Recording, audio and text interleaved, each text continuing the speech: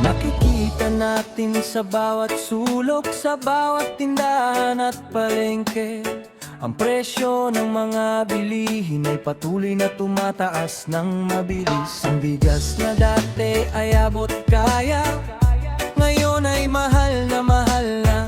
Ang asin, asukal at mga pangunahing pangangailangan, bawat pamilya ay naghihirap, naghahanap ng paraan para mabuhay. Kahit anong gawin, parang hindi sapat ang perang nasa bulsa. Nagtataka tayo, bakit ganito ang nangyayari sa ating mundo? Ang mga produktong ating ginagamit ay lalong nagiging mahal. Mga magsasaka at mangingisda, sila pa ang naapektuhan, dahil kahit sila ang gumagawa, sila pa ang nahihirapan. Ang halaga ng kanilang ani ay hindi tumataas ng maayos, samantalang ang presyo sa merkado ay lalong lumalaki at lumalawak. Oh, ang sahod ng mga manggagawa ay hindi sumusunod sa pagtaas. Kahit anong pagod at paghihirap, kulang pa rin ang ating kinikita. Ang budget na dapat ay sapat, ngayon ay kulang na talaga. Sa bawat araw na lumilipas, lalong nagiging mahirap ang buhay natin. Mahal ang bilihin, mababa ang kita, ito ang ating pinagdaraanan. Hinihintay natin ang pagbabago para maging maayos ang lahat.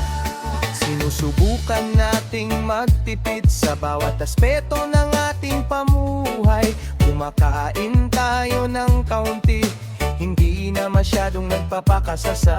Bawat pambili ay pinag-iisipan, bawat sentimo ay pinag-iingatan. Gusto nating makapag-ipon para sa kinabukasan ng ating pamilya. Ngunit sa kabila ng lahat, ang gastos ay hindi nababawasan, lalong tumataas ang presyo, habang ang kita ay nananatili sa dati.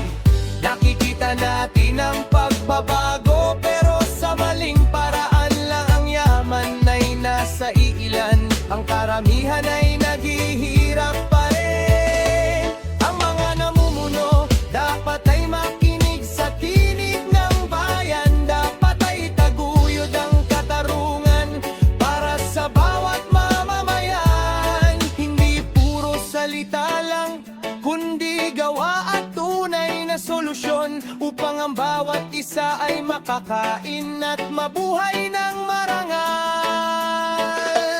O ang sahod ng mga manggagawa ay hindi sumusunod sa pagtaas. Kahit anong pagod at paghihirap, kulang pa rin ang ating kinikita. Ang budget na dapat ay sapat, ngayon ay kulang na talaga. Sa bawat araw na lumilipas, lalong nagiging mahirap ang buhay natin. Mahal ang bilihin, mababa ang kita, ito ang ating pinagdaraanan. Hinihintay natin ang pagbabago para maging maayos ang lahat.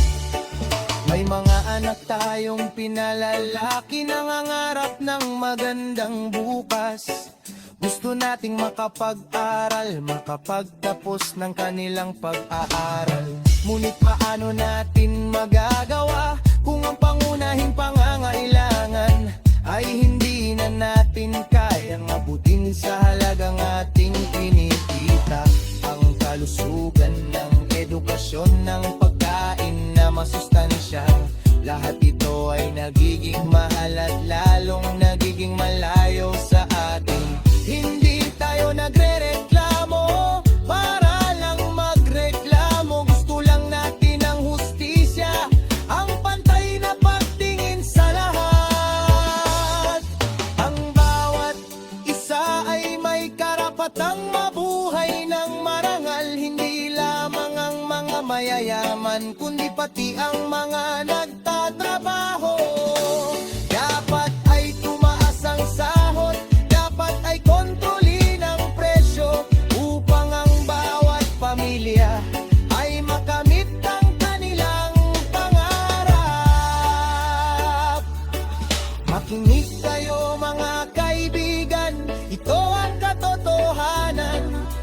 Ang buhay ng manggagawa ay nasa inyong mga kamay. Kung walang magbabago, kung walang gagawa ng apang, lalong lalalim ang kahirapan sa bawat henerasyon na dumarating. Kaya magkaisa tayo, magtulungan at magdamayan para sa magandang kinabukasan, para sa bayang ating minamahal.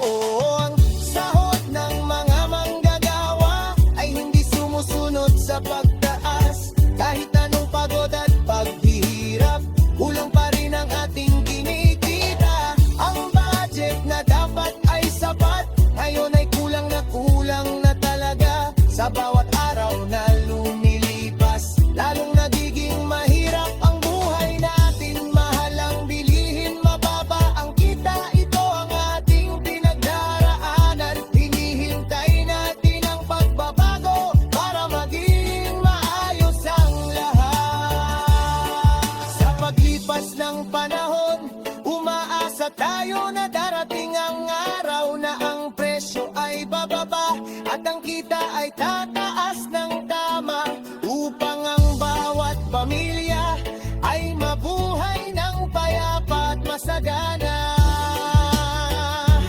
Hanggang sa dumating ang araw ng pagbabago at pagpunlay.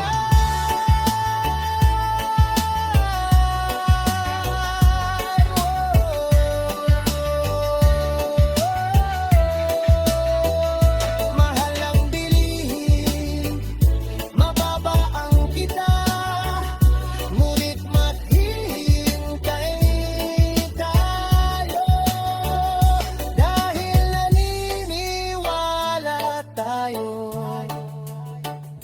may darating pa rin magandang bukas.